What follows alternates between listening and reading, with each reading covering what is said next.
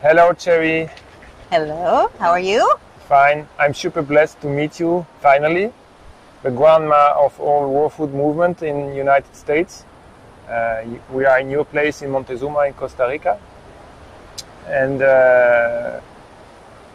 well, I was very blessed. We meet and we could eat together and we could speak a bit. And I have questions.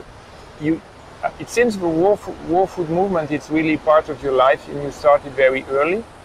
Can you tell me a bit how it started for you historically, and what you achieved to do, and the school, and well, the movement you initiated, and it's now have spread all over the world. Mm-hmm. Can you tell me a bit the history of it? Yes. Well, I started cooking when I was very young, and because of all the health problems that my family had, my mother died when I was very young. I was only 4 years old when she died. Wow. And my sister died when she was 10 and I was 12.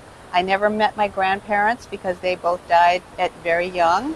And all of my relatives were very sick all the time. Okay. They had diabetes, heart disease, cancer, just like so many other families. You know, they were sick all the time. And I didn't want to be that way. So I started when I was very young reading about health. And I was very interested in cooking. I loved to cook. Won my first cooking contest when I was 12. So I learned at that age that if you make food that tastes good for people, that they love you. You're very popular if you make cookies, which is what I did. Yeah. And so when I was in my, I saw my father slaughter my pet chicken when I was very young, and that brought the realization to me that the food that we ate was actually an animal that had been killed. And so I didn't want to eat meat when I was a child, but I was forced to eat it because at that time people didn't understand that you could live without meat, and they thought that was not possible. So I was forced to eat meat until I left home, and then I was reading about health, and I felt that I didn't really have to have meat to be healthy. So I stopped eating meat in my early 20s, and because I was interested in cooking, I started to make food that tasted good but was without meat. I still vegetarian. I still relied a lot on eggs and cheese, and didn't really understand at that time the connection between the brutality of raising animals for food. So I started teaching my friends how to make vegetarian food because they liked my food and they wanted to learn about it. So I started teaching vegetarian cooking when I was in my early 20s. Wow. That was 50 years ago. Yeah. Because now I'm going to be 75 next month. Okay. So I taught vegetarian cooking. I taught through different colleges, like community colleges and different programs. And I continued to read about health. And at some point, many years later, I decided that I had to stop eating dairy products because I realized, not so much because of my health improved greatly just from eating vegetarian food and cutting out the foods that were unhealthy. But I stopped eating dairy products because I learned more about animal husbandry, how they take care of the animals, and how they, the unnecessary brutality of it. And as I continued to read, I started to read about Dr. Ann Wigmore. And first I read Victoria's book, Victoria's Kulvinskas. I read Survival into the 21st Century. It was in the 70s or 80s? That would have been in the 70s, late 70s, I think. And then I read about Dr. Ann Wigmore, who was his partner at the time. And so they had started some different health retreats where people would go for healing.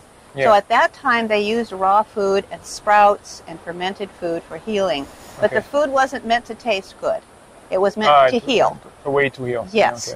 And so in 1992, I believe, I went to the Ann Wigmore Institute in Puerto Rico because I wanted to find out what she was doing. She was growing wheatgrass and feeding wheatgrass to people who had cancer and even AIDS. And people were healing. And I wanted to know more about that. So I went there for a few weeks. I met her. I saw some miraculous healings. when I was there. People who came in on stretchers, they couldn't even walk, and they a few weeks later were running on the beach. Okay. It was amazing. And even though I didn't go because I felt I had health problems, I went because I wanted to learn. And yet I noticed a difference in my health, which I didn't expect. Okay. I was getting up really early in the morning before sunrise, and I would get up and walk down to the beach, and Dr. Ann Wigmore was coming up from the beach, so she didn't sleep. Oh, she was even earlier than earlier than I was. Crazy. And she was in her 80s at the time. In the 80s? Yes. Okay. And she was amazing. She had so much energy. She would dance with us and sit on the floor, cross-leg, and jump up, and she was so flexible and had so much energy. So I was very impressed with that. And I made friends with some of the interns that were there, the people who came there for learning programs, and they let me go in the kitchen at night and play with food. Okay. And I was making food taste good because Dr. Ann actually didn't believe in making food taste good. Because it was for healing. And she didn't want people to eat too much, and if food tastes good, they overeat. Oh, okay. And so the point was to have them eat as much as they needed to eat, and they would lose weight, and they would heal. So mostly we ate soup, blended soup, with seaweed and Rejuvilac, which is a fermented wheat beverage, and fruit and sprouts. Okay. That was about what was in them every day, 3 times a day. Okay, it was quite boring. It was very boring and did not taste good. Okay. Depending on who made it, it was no recipe. Okay. And leafy greens, like green sprouts mostly. So I started playing with the food, and she would come down and taste the food, and she told me I would be a beacon of light for her teachings. Wow. Even though she knew that what I was doing would probably make people overeat, but she also knew that people weren't going to go home and make the food she was serving. They need to have something to stay on a healthy diet. Of course. And I was only using raw food, raw ingredients, and only healthy raw ingredients. But I was making them taste good. Okay. And I was even making cookies and things that we never had there. It did not exist, in fact. No, at that time they did not. So after she told me that, I made a vow to her that after that I would only teach raw food to people. You made that decision at that time. Okay. At the time I had been teaching vegetarian and vegan cooking all over the country, and Canada and many places. So I had a lot of people who liked to take classes from me. Okay. And when I came back, I waited. I didn't teach any classes for about 3 months, and I just made up new recipes. All kinds of new recipes, like tacos and enchiladas and hamburgers and things that I knew people would like. Where do you get your inspiration from to make how many? So it's like you are the first domino of the whole process. Because I wake up in the middle of the night with ideas. I can't tell you where they come from. I'm blessed. Okay. And so you did not read any books or? There were no books like that. Yeah, there was nothing at that time. No. Okay. And then after about 3 months, I started sharing my recipes with friends, and they liked the food very much. And then I started teaching the classes. And then I met Victoras Kovinskis at a women's gathering. Okay. And I was making the food for the gathering. Okay, it was an Essene gathering, actually. Okay, an Essene gathering. Yes, and he asked me if I would cater an event for his wife's women's group, which was going to be in Arkansas. I'd never been to Arkansas, a very different country from California. And but I went there and I catered the event, and then he brought me aside and he said, "You must teach this food to chefs. It's very important. All over the world, people need this food, and you have to teach it to chefs, because chefs will bring it to restaurants and people will eat it if you teach it to chefs." So I felt that I had a mandate. I felt that was something that had to be done, because I believed in him. Okay. And so just a couple of weeks later, I had the idea to start Living Light Culinary Institute. I called it Living Light because she said I would be a beacon of light. She said, Ann Wigmore said I would be a beacon of light. So I called it Living Light because it's living food and it's light. Okay. And so I called it Living Light Culinary Institute. My sister helped me. We rented buildings in retreat centers, and we set up our school that way. Okay. And we filled up our car with food, fruits and vegetables. I created a curriculum. I had 48 people in my first class. Wow. Yeah, so people were ready. Yeah, there was a demand for it. Yes, there was a demand. Well, I helped to create it by teaching the classes at vegetarian organizations, the American Vegan Society, and others like that. And so they were all interested in what I was doing next. What's she doing next? And so I started that, and then I did it for a few years that way. I would set up a culinary school in a retreat center for 2 weeks or 3 weeks. Okay. And then I met Dan, and Dan had my husband. He had a nonprofit organization called the Institute for Vibrant Living, and they had a very large group of raw food enthusiasts in the Bay Area, San Francisco Bay Area. And so we got together, and then he helped me to build a permanent location for Living Light in California, in Mendocino area. And the classes were full right from the beginning. Of course, I had been writing books and doing a lot of lecturing and teaching a lot of demonstrations. And every time I did one, then people would come to the school. Okay.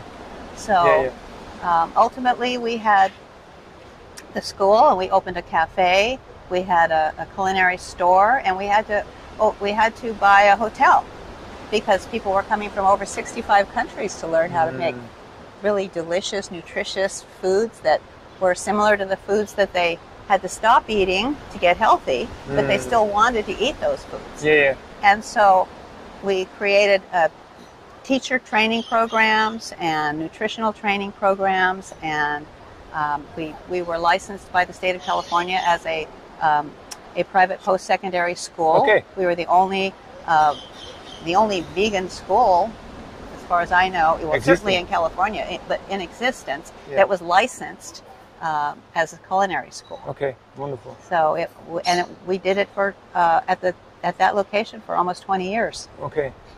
Yeah. So it's really impressive, and you are really the grandma of everything, because, as you told, everything came by night, and you started everything, and we can say more or less that now all the recipes books that are on the market in US or Europe, some way you are influenced, at least. Yeah, somewhere you are the first person who brought this to be known. Well, I was so fortunate that that so many people were ready for this. I think even people who are young, recognize that they should feel better than they feel. That young people they're tired, they don't have energy. They would come to the school and say, I know there's something not right. And when they would come to the school, and they would get so enthusiastic because they felt so good. Sometimes it would take 2 or 3 days for them to detox. They might have a headache, or they might feel, not so good. But then they felt so good, they wanted to share it with others. And they wanted, even if they came just to learn a little bit for themselves, they left wanting to take it back to their country and share it with other people. And that's why it spread so quickly. Because of the teacher. They wanted to teach, and the teachers taught friends and family, and then they went on and shared it with others. And organic way of spreading things. There is no advertising or ads or whatever. It's just mouths to ear, and it's wonderful. We are really willing to take over in Europe what you started in the USA. It's a huge challenge because, well, it's not the same culture, not the same country, not the same regulations, not the same everything. But I hope, I hope that we can keep your initial impulsion spread in more countries, and it's your initial idea to train chefs. Yes, it's the best way, because I'm on raw foods because I like it. It's not, I don't have any issues, health issues or trouble or whatever. It's just because it's so wonderful, all these recipes. And really, I hope we can spread it more and continue the wonderful, dedicated job you did from your heart. Because it was not your plan, I guess. It came like all the life events you had brought you that path, and That's true. It all, yeah. It wasn't something that I aspired to do when I was a child. Like some children know what they want to do. I didn't know that. I wanted to share it with my friends because they liked what I was doing and it made them happy. And chefs want to make people happy. That's part of their personality. And that did make them happy. And so I wanted to keep doing that. But then I also wanted to get healthy for myself, and I enjoyed sharing that with other people. And one of the things that I do want to say is that even though I created a gourmet form of raw food, and I do enjoy still preparing gourmet raw food for friends or for people that I meet, because it shows them the possibilities. It opens up a new world for them. But in reality, every day, I eat big salads. We do too. I eat more simple foods. I don't eat gourmet food all the time. But it's a good way to attract people and to show that it's not going from 0 to 1, or you can have some overlapping and you can keep some comfortable food for you in the diet. So, that's right. This is I think it's a good way, and and bringing live foods in restaurants. It's really, I think it's really the best way to have it better known. And I was impressed. You are 75 and you are still. You told me you wake up at 3:15. Here the sun rises early at 5:30. It starts to get light at 5:30. Yes. Yeah. It just starts to get light. And usually I'm running by that time. You told me you are doing some ultra marathon. Yes, I do. So at 75, you're a living example of what you are teaching. Yes. So and I do that. Part of the reason I do it is because I want to show people the benefits of this lifestyle. Although I have to say I love running. But when I was 65, I didn't run. I started running when I was 65. That was only 10 years ago. And before that, I was always active. But I didn't have a purpose. Like, running has become something that, another way for me to show people how beneficial this lifestyle is. And it's not that I expect other people to run. I just want them to see that you can still be active even as you get older. You can still have a lot of life in you if you eat living food. This is a wonderful message. Okay, thanks a lot, Cherie. You're welcome. Thank you, Eric. And I'm very happy that we made the trip, despite all the situation with COVID and everything. But we made it, and it went okay, so it's fine. And I hope really we can. I don't know the English word, but in Spanish, desarrollar. I don't know the word desarrollar. It's but your message can keep continue. Spread. Yes, I hope so too. Okay, thank you very much. Thank you. Bye.